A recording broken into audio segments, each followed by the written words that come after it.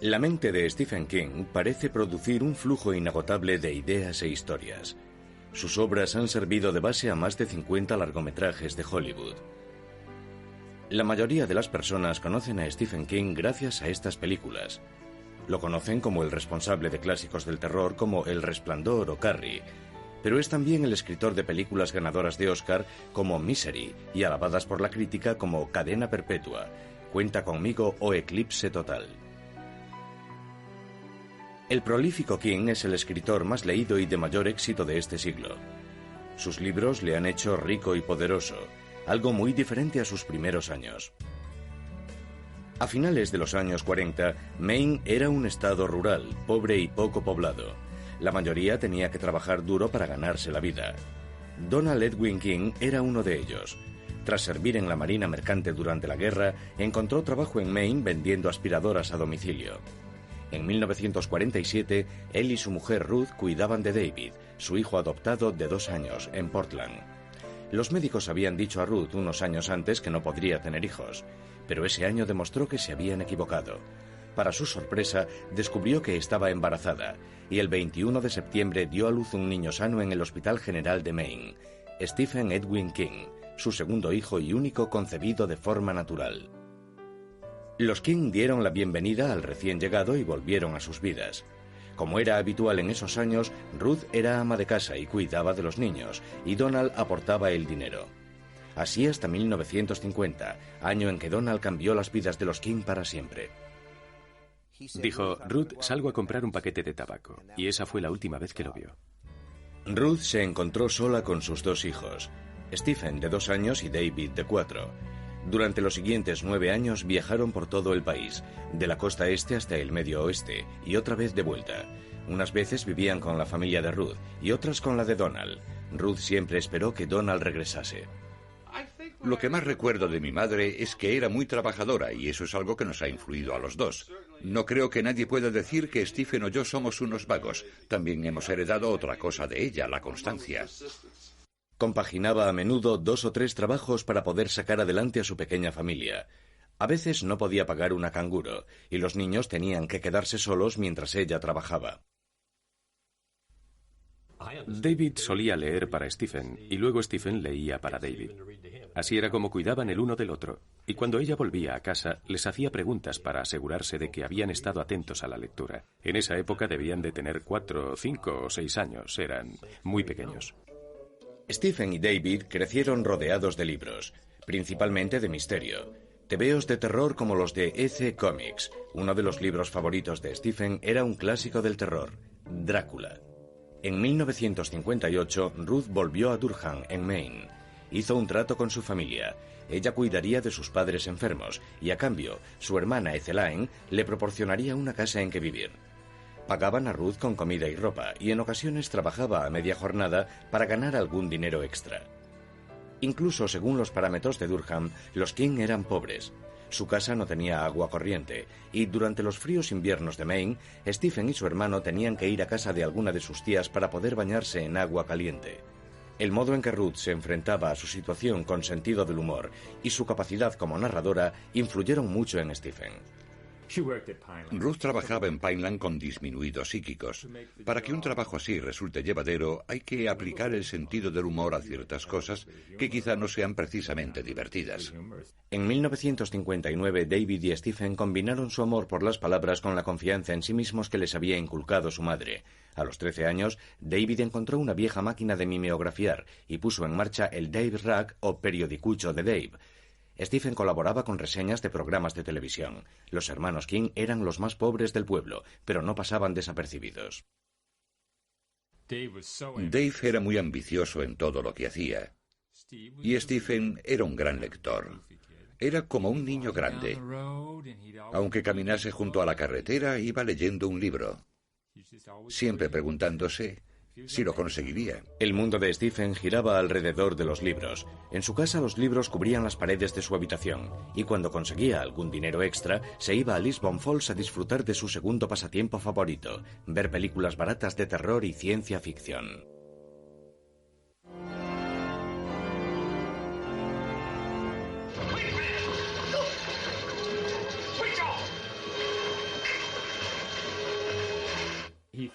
Devoraba revistas y películas de terror. Todas las películas que veíamos eran de terror. Le encantaba pasar miedo, o quizás demostrar que no pasaba miedo. Demostrar que no pasaba miedo. Cuando no podía pagar la entrada, Stephen iba a casa de sus amigos y se quedaban viendo la tele hasta tarde, películas mexicanas de terror y The Twilight Zone. Y siempre aseguraba que los monstruos, espectros y vampiros que hacían gritar a sus amigos no le daban miedo. Al pasar junto a la iglesia, se me ocurrió dar un escarmiento a Stephen por pensar que era tan valiente. No sé cómo me atreví a entrar en la iglesia. Stephen venía silbando por la carretera a las 2 de la mañana. Salí de la iglesia gritando como un fantasma. Se cayó al suelo y salió corriendo a 4 patas gritando como un poseso.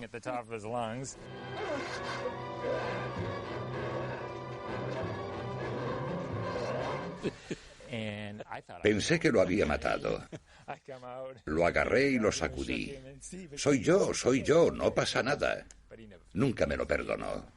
De hecho, a Stephen le daban miedo muchas cosas. Las arañas, los espacios cerrados, las alcantarillas, los funerales, el número 13, la oscuridad. Pero lo que más miedo le daba era la delgada línea que separa el bien del mal.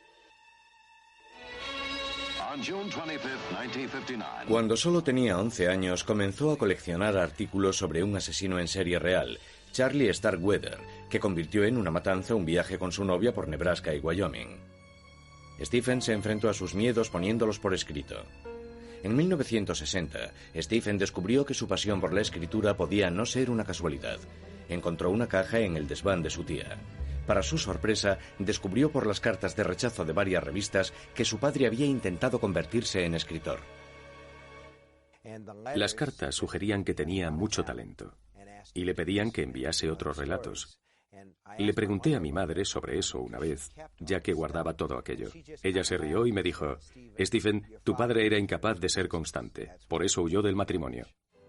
Stephen empezó a enviar sus propios relatos a las revistas y comenzó su propia colección de cartas de rechazo.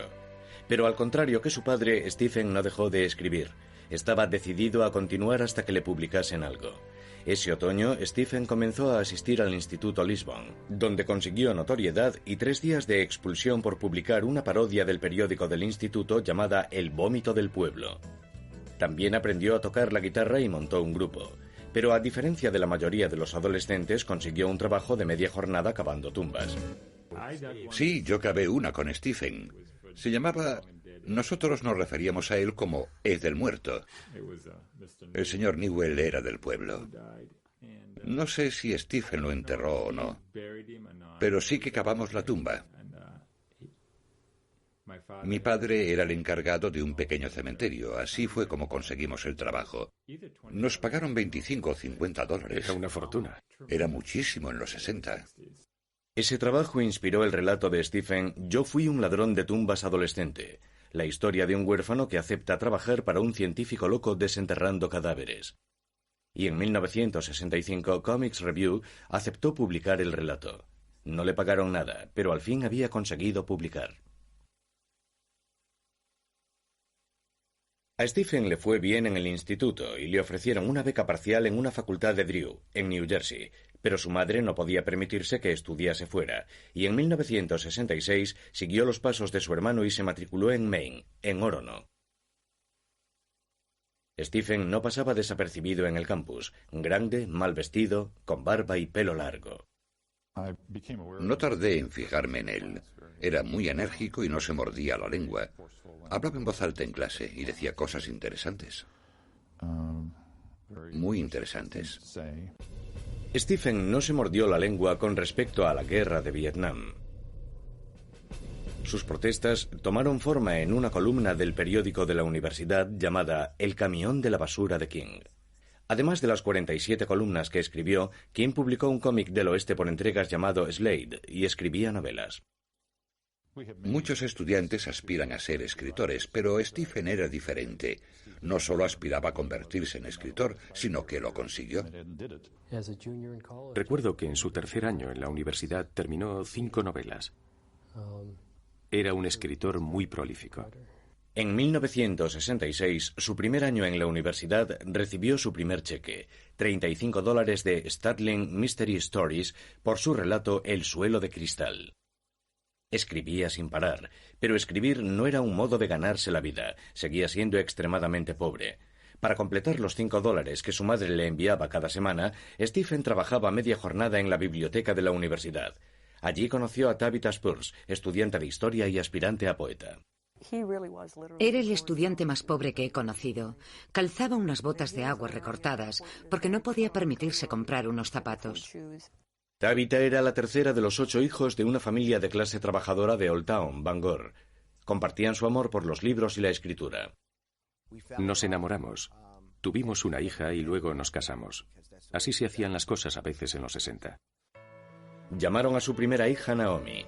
En enero de 1971, justo después de que Stephen se graduase, se casaron. La familia se fue a vivir a una caravana en Hermon, Maine, a las afueras de Bangor. King esperaba conseguir trabajo como profesor, pero no tuvo suerte, así que trabajó en una gasolinera por el salario mínimo y en una lavandería de Bangor por $1.60 a la hora. Tabitha trabajaba por la noche en un Dunkin' Donuts. Cuando estaba trabajando en la lavandería de Bangor, había momentos en los que me sentía deprimido o triste, y era porque pensaba que todo lo que había conseguido con mi educación universitaria era repetir la vida de mi madre.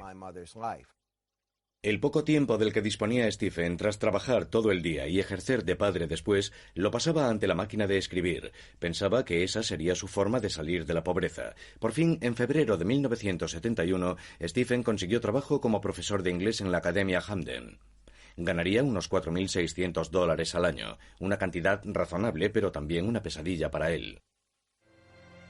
Ganaría el dinero suficiente, pero su vida sería la de un escritor frustrado.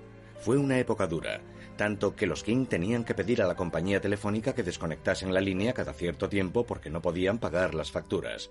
El segundo hijo de Stephen y Tabitha, Joseph, nació el 4 de junio del 72. Ese verano Stephen volvió a trabajar en una lavandería industrial para completar su sueldo de profesor. Durante el otoño daba clases todo el día, volvía a casa, corregía ejercicios y preparaba las clases antes de encerrarse a escribir en el cuarto de la caldera de la caravana. Durante al menos 2 horas cada noche, Stephen se sentaba en el estrecho habitáculo y daba rienda suelta a sus historias con la máquina de escribir sobre sus rodillas. No tardó en encontrar un espacio para sus relatos, las revistas para hombres como Cavalier, Dude, Gent o Swank. Quería mandarle a mi madre algunos de esos relatos que había publicado, así que los fotocopiaba en la biblioteca de la universidad, porque aparecían junto a anuncios, como por ejemplo, llama al 1-800, tetas, y no quería que mi madre viese todo eso. Stephen ganaba unos $200 por relato. El dinero desaparecía en cuanto llegaba, a menudo justo a tiempo para cubrir la última emergencia. Para el alquiler de la caravana en la que vivían, para medicamentos para los niños, siempre había una emergencia detrás de otra. Es lo que pasa cuando te casas y tienes hijos, siempre hay más facturas que dinero. Stephen escribía tantos relatos como podía, pero sus responsabilidades aumentaban, y no le resultaba fácil imaginar que conseguiría ganar algo más que lo justo para sobrevivir. La frustración lo llevaba a veces al bar o a pasar la noche jugando al póker y fumando con sus amigos. Y eso creaba más tensión en su hogar. Creo que yo me enfadaba más por los $5 que se gastaba en tabaco cada semana que por cualquier otra cosa. Que quemase el dinero literalmente era lo que me volvía loca. Los libros siempre habían sido el refugio de Stephen. Estaba acostumbrado a perderse en ellos. Ahora tenía que enfrentarse al hecho de no poder permitírselo. A veces discutíamos porque se compraba un libro de tapa dura. Era demasiado caro para un presupuesto como el nuestro. Cuando todo parecía ir peor, Stephen se dio cuenta de que contaba con un valioso amigo. Bill Thompson, un veterano editor de Doubleday, había aceptado y leído 3 de sus manuscritos. Sin embargo, no pudo convencer a Doubleday para que los publicasen. Llevaba algún tiempo sin saber de él, y alguien me acababa de dar un calendario de música country. Y se lo mandé con una nota. ¿Sabes que tu cumpleaños coincide con el de A.J. Carter, de la Carter Family? No sé nada de ti. No me gustaría verte publicado por Simon & Schuster. Stephen estaba trabajando en un relato que esperaba vender a la revista Cavalier. Era la historia de Carrieta White, la tímida hija de una fanática religiosa, el máximo exponente de una adolescente marginada. Pero King pensó que no sabía lo bastante sobre las adolescentes para que el personaje resultase creíble, y se deshizo del relato. Lo tiró a la basura. Tiró la primera parte. Yo estaba sacando la basura. Lo recogí y vi que tenía muchas páginas, así que lo leí. Stephen, ante la insistencia de Tabitha, lo terminó y se lo mandó a Bill Thompson. Era Carrie, la novela, y pensé, bueno, esto tiene posibilidades. Podríamos hacer algo con esto. Y le dije, odio tener que pedírtelo, pero si lo reescribes, podríamos publicarlo. Estoy dispuesto a apostarlo todo por él. Stephen cambió algunas cosas, devolvió el manuscrito y se centró de nuevo en pagar las facturas. Una vez más, los King pidieron a la compañía telefónica que desconectasen su teléfono. Un día estaba en la sala de profesores y dijeron por megafonía, «Señor King, por favor, venga al despacho. Tiene una llamada de su esposa». Yo salí corriendo con el corazón a 100 por hora y pensando, pueden ser dos cosas. O le pasa algo malo al bebé, o he vendido el libro. Había recibido un telegrama de Bill Thompson. Había tenido que mandar un telegrama. No podía llamar porque no teníamos teléfono. Y el telegrama decía, Carrie, oficialmente, libro de Doubleday. El futuro se abre. Con cariño, Bill Thompson. Y la postdata decía, $2.500. ¿Bien? $2.500 estaba muy bien. Para nosotros era una fortuna. Doubleday publicó Carrie en abril de 1974. Stephen y Tabitha se mudaron a un piso en Bangor, Maine, e instalaron un teléfono. Stephen todavía soñaba con abandonar la enseñanza, pero no se hacía ilusiones, no creía poder ganarse la vida como escritor. Lo que no sabía era que el departamento de venta de derechos mantenía conversaciones con New American Library, una editorial que encontró muy interesante la historia de Carrieta White. Creo que su primera oferta fue de $200 o $250.000 por los derechos para la edición de bolsillo. Bueno, aquello nos cogió por sorpresa. Y Bob Punker, que era nuestro encargado de negociar los derechos y un gran jugador de póker, les dijo, bueno, en realidad pensábamos en algo más. Y le pregunté a Bill, ¿cuánto? Y me contestó, 6 cifras, $400.000. Nuestro teléfono estaba en la pared de la cocina. Y me flojearon las piernas. Fui resbalando por la pared. Recuerdo que los faldones de la camisa se me salieron del pantalón, hasta que di con el culo en el suelo. En esa época, la política de Doubleday era repartir los derechos de las ediciones de bolsillo a medias con el autor. Stephen recibiría $200.000. Eso le permitiría abandonar la enseñanza y escribir a tiempo completo. Pero una de las personas más queridas por Stephen no pudo compartir su éxito. Su madre había visto el manuscrito de Carrie y sabía que Doubleday lo iba a publicar, pero no llegó a ver el libro. En diciembre del 73, tras una larga y dolorosa lucha contra el cáncer de pulmón, Ruth King falleció a los 59 años. Por fin había alcanzado el éxito. Y su madre no había visto más que el principio de todo. A él le habría gustado que hubiese llegado a verlo en el número 1. Para entonces ya había vendido los derechos de Carrie para la edición de bolsillo, y creo que, tras su muerte, él lamentaba que no pudiese ver lo que estaba por llegar. Fue un funeral triste. Stephen estaba destrozado, sobre todo cuando se enteró, tras la muerte de su madre, de que los $5 que ella le mandaba a la universidad a menudo significaban para ella pasar sin comer. Pero también supo lo mucho que se parecían. Ruth había trabajado duro y había sido constante, las mismas cualidades por las que él había conseguido triunfar.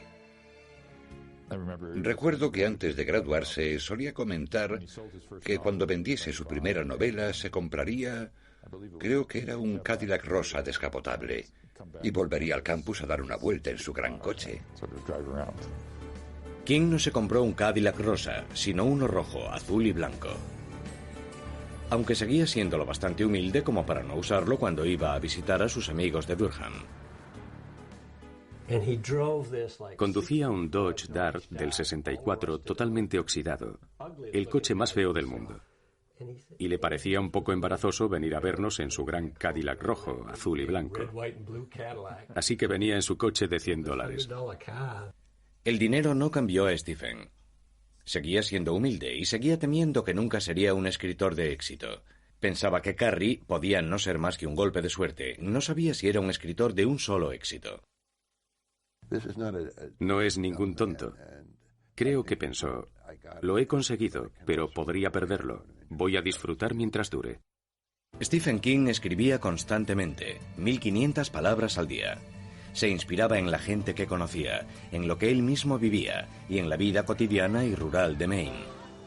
Su siguiente libro, El misterio de Salem Slot, era una historia sobre Drácula ambientada en una pequeña población de Maine.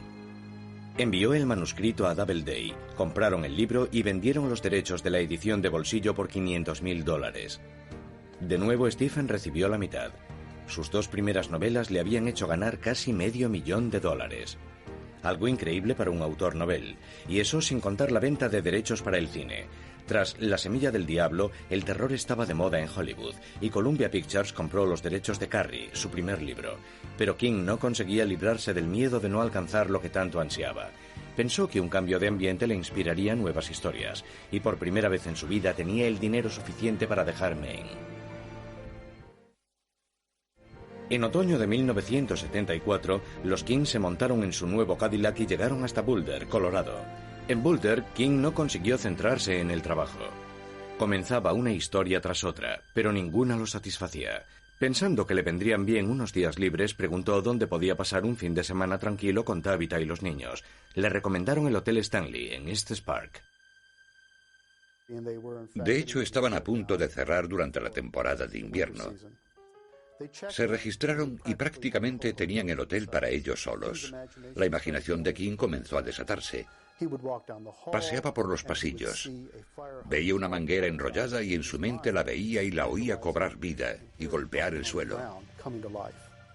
Comenzó a trabajar en la historia de un niño con poderes paranormales que corre el peligro de ser atrapado por el mal que habita en el Hotel Overlook y ve su vida amenazada por un padre borracho. Pero esta no era solo otra historia de terror. Stephen estaba escribiendo sobre sus propias vivencias.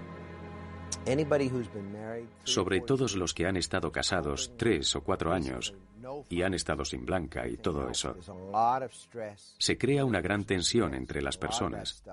Y hay mucho de eso en la novela El Resplandor, que tiene que ver con el alcohol, con la ira, con muchas de las cosas que yo sentía en aquella época. Stephen King terminó El Resplandor en Colorado. Aunque Boulder le había inspirado, el corazón de Stephen estaba en el este. En 1975 regresó a Maine con su familia. El segundo libro de Stephen, El misterio de Salem Slot, salió a la venta cerca del día de Halloween, y poco después lo hizo la edición de bolsillo. A finales de 1976, un nuevo público descubrió a Stephen King gracias a la película Carrie, protagonizada por Sissy Spacek.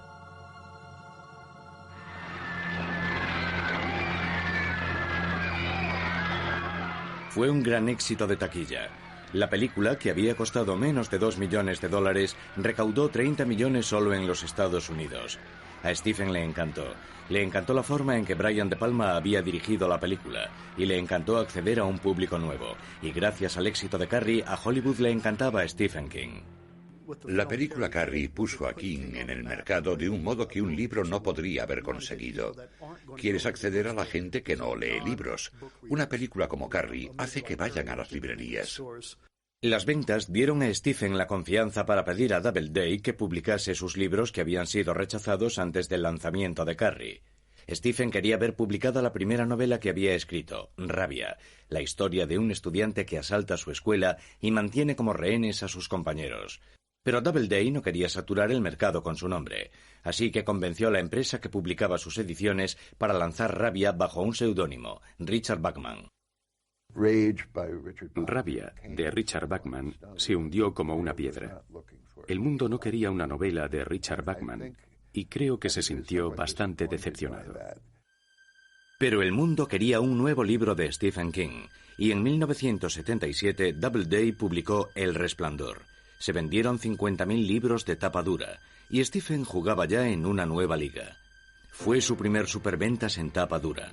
Las ventas de la edición de bolsillo ascendieron a casi 2,5 millones de copias. Los 3 primeros libros de Stephen King eran ya superventas, y con La danza de la muerte, editado en 1978, produjo su obra maestra. Este libro es probablemente el favorito de todos, el que todos quieren conseguir. Hoy día su precio supera los $1,200. La danza de la muerte es única en la obra de King. Aquí se muestra como un autor capaz de crear personajes grandes y pequeños al estilo de Dickens. La danza de la muerte es una novela apocalíptica sobre un virus de la gripe que mata a la mayor parte de la población. Los supervivientes se enfrentan en una batalla del bien contra el mal. El manuscrito original tenía 1.200 páginas y pesaba 5,5 kilos. Doubleday rehusó publicarlo si Stephen King no eliminaba 400 páginas. Stephen, que había hecho ganar millones a Doubleday, se sintió con derecho a exigir, pero ellos insistieron. Para empeorar las cosas, debido a un contrato anterior que distribuía sus ganancias en pequeños incrementos anuales, ni siquiera recibía su parte de los beneficios. Pero lo que ya no pudo soportar fue el modo en que los ejecutivos de Doubleday trataban a su escritor más importante. Cada vez que venía a Nueva York a reunirse conmigo, a repasar un manuscrito o lo que fuese, cuando caminaba con él por los pasillos y nos cruzábamos con algún jefazo, nunca lo reconocían. Tenía que volver a presentárselo. En 1978 dejó Doubleday y negoció un trato con New American Library, responsables de sus ediciones de bolsillo. Le dieron un adelanto de $2,5 millones por 3 libros. Las cosas habían cambiado mucho para el escritor que solo 7 años antes había llorado de alegría por sus $2,500 de adelanto por Carrie. Ahora podía vivir con su esposa, Tabitha, y sus 3 hijos donde quisiese, pero decidieron quedarse en Maine. Alquilaron una casa en las afueras de Bangor, en Orrington, junto a una carretera con mucho tráfico y peligrosa, como pronto averiguarían. De hecho, los camiones mataban a tantos animales que estos tenían su propio cementerio. El bosque que estaba tras la casa de Stephen. Uno de los niños, que tenía un carrito, ponía el cuerpo en él, lo arrastraba, lo llevaba hasta allí y con gran ceremonia cavaba una pequeña tumba, lo enterraba y después oficiaba allí un pequeño funeral. Cuando Smaky, el gato de Stephen, fue atropellado, también fue enterrado allí. Y entonces los King se enfrentaron a la peor pesadilla de todo padre. Su hijo menor casi perdió la vida en la carretera. Como muchos de los peores miedos de Stephen, se convirtió en una novela, Cementerio de Animales, la historia de un padre que devuelve la vida a su hijo muerto y debe vivir con las consecuencias. En la novela, el hijo de 2 años pierde la vida en la carretera, por lo que me resultó muy difícil leerla. A Stephen, como padre de familia, le aterraba lo que había escrito. Guardó el manuscrito en un cajón durante 3 años. Empezó a escribir un nuevo libro, La zona muerta, una novela basada en sus problemas para aceptar su extraordinario talento y las consecuencias que esto conllevaba. Conforme la fama de King aumentaba, sus admiradores se volvían más persistentes. Algunos aparecían en su casa pidiendo dinero. A Stephen le resultaba cada vez más difícil mantener su privacidad. Una vez le dije que La zona muerta era una novela autobiográfica. En la trama de La zona muerta aparece una persona con un don que le hace la vida muy difícil, porque todos quieren un poco de ese don.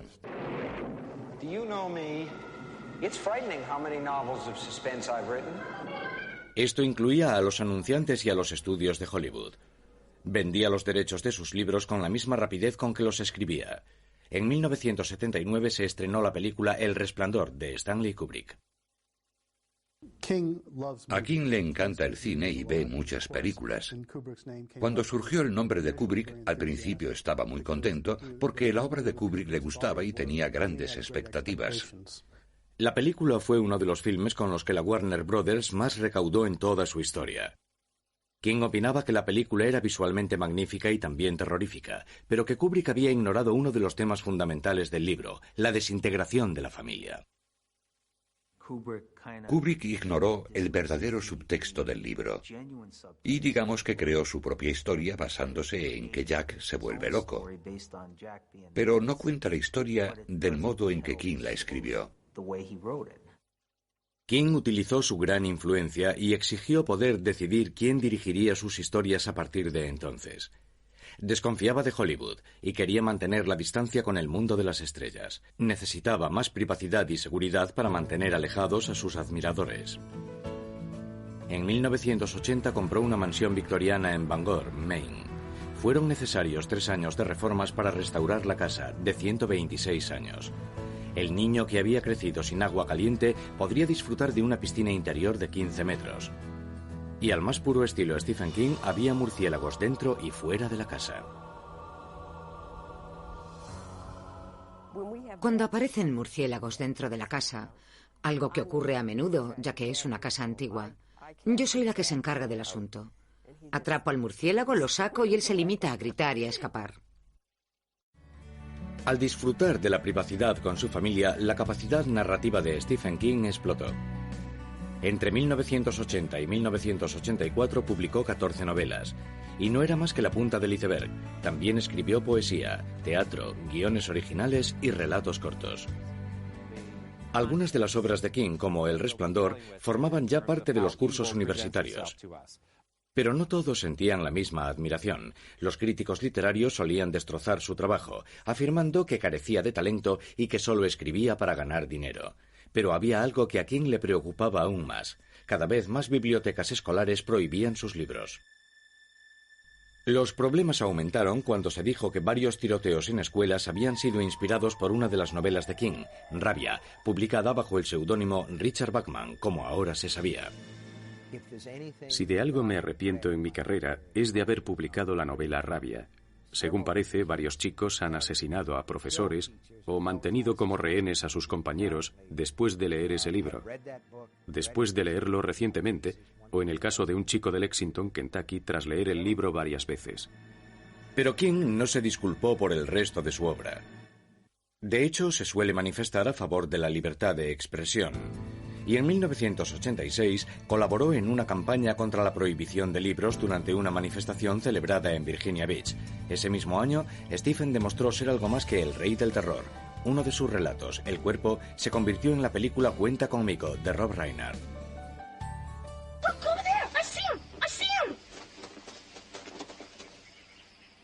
None of us could breathe. Somewhere under those bushes was the rest of Ray Brower. Esta historia de iniciación ambientada en Maine se basaba en un suceso real de la infancia de King, y los 4 chicos eran una combinación de varios de sus amigos de Durham. La película despertó en King viejos y emocionantes recuerdos. Cuando la película terminó me dijo, dame unos minutos, ahora no puedo hablar. Y estuvo fuera 20 minutos, y luego dentro sentado solo. Le llevó un rato recuperarse, porque para él fue doloroso revivir aquella época. A finales de los años 80, Stephen King había vendido más de 100 millones de libros. Era uno de los hombres más poderosos de Hollywood y del mundo editorial. El que se había definido como un paleto de Maine dirigía un imperio que incluía libros, series de televisión y grabaciones de sus libros. By then, he was having a hard time keeping her from leaping back across the room and grabbing David. Su camino desde la pobreza a la riqueza parecía una película de Hollywood. Al contrario que sus historias, parecía que iba a tener un final feliz. Había sido feliz en Maine y ahora podía devolver algo a Maine. En Bangor no disponían de un campo para la liga infantil de béisbol. Su hijo menor, Owen, era un buen lanzador y Stephen, gran aficionado al béisbol, decidió que era el momento de saltar al campo. Se le ocurrió construir un campo para la liga infantil de béisbol aquí en Bangor. Corrió con todos los gastos y todo surgió de su interés porque los niños tuviesen un campo decente en el que poder jugar. Stephen tampoco olvidó la importancia que la biblioteca pública había tenido en su formación como escritor. Con su esposa Tabitha como directora, encabezó una campaña para recaudar fondos con el fin de ampliar la biblioteca municipal de Bangor. Incluso consiguió hacer realidad un sueño de juventud, ser una estrella del rock. Compró la emisora local especializada en música rock para asegurar su supervivencia. On rhythm guitar, Stephen King. Y junto a otros escritores como el periodista Dave Barry, salió de gira con los Rock Bottom Remainders para recaudar fondos para apoyar la alfabetización y otras causas. Su mayor miedo es que toda la banda deje de tocar y le digan, ahora tú.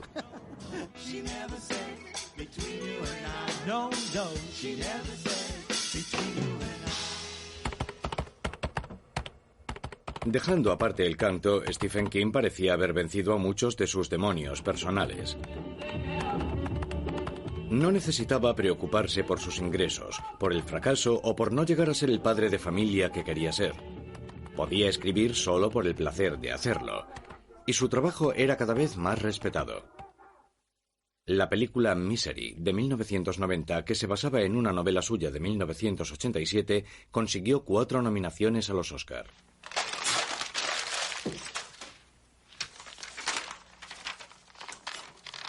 Misery retrata a un escritor que abandona su temática habitual para intentar algo nuevo.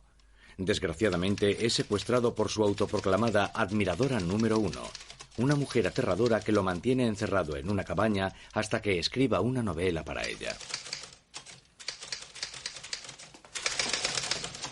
I'm sorry, Paul, this is all wrong. What? You'll have to do it over again. It's not worthy of you. Throw it all out. Except for that part of naming the gravedigger after me. You can leave that in. I really value your criticism, but maybe we're being a little hasty here. Paul. Stephen también tiene admiradores demasiado entusiastas. A pesar de las medidas de seguridad, su casa de Bangor fue asaltada una noche de abril de 1991, mientras Tabitha se encontraba sola en casa. Entró por una ventana y me dijo, tengo una bomba y te voy a matar. Y yo dije, oh, y salí en pijama por la puerta más cercana. Si los acosadores representan las desventajas de la fama, Stephen King parece llevarla mejor que otros. El público parece no cansarse nunca de sus historias. Durante los años 90, sus libros siguieron entre los más vendidos y sus series de televisión fueron grandes éxitos. Y gracias a películas como Eclipse Total y Cadena Perpetua, aumentó su prestigio como escritor serio. En los últimos 10 años se ha producido un cambio importante. La gente lo veía como un escritor rico y popular. Creo que ahora muchos lo consideran un escritor importante. En 1999, King tenía más de lo que habría podido soñar.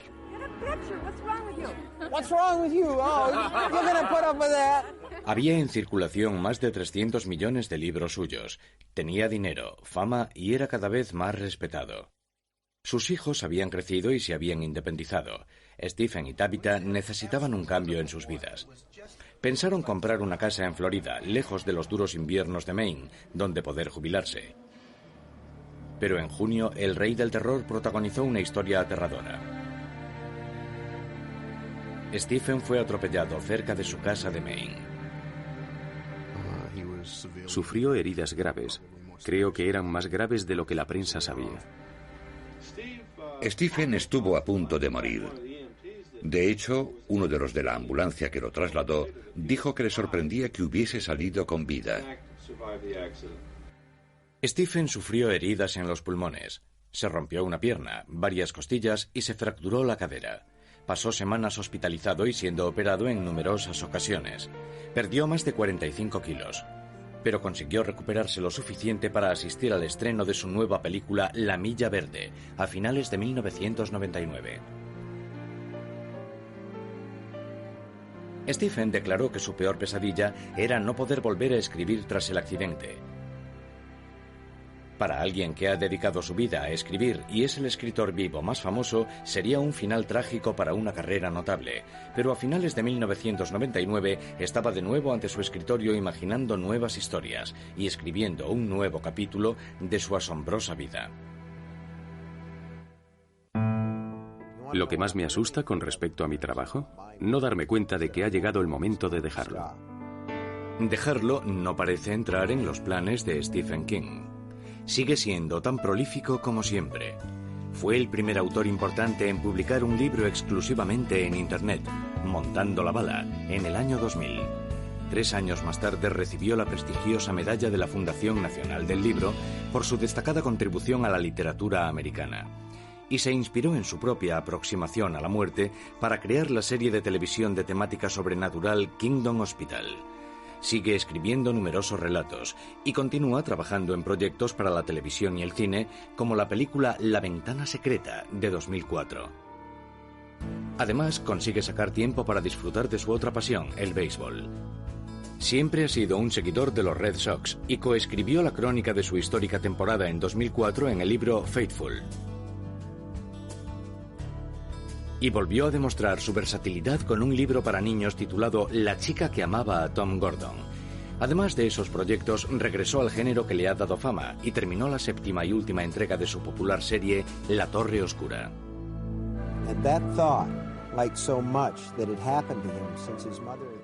El trabajo que ha hecho es asombroso, no solo por el volumen de su obra, sino por el tipo de material y los personajes que ha creado. Creo que es uno de los mejores narradores de la historia. Comparto la opinión de que Stephen King ha narrado la segunda mitad de este siglo de un modo que hará que la gente lo lea dentro de 50 o 100 años. As if his mind and body had turned into some sort of pipe. He is in there. I know he is.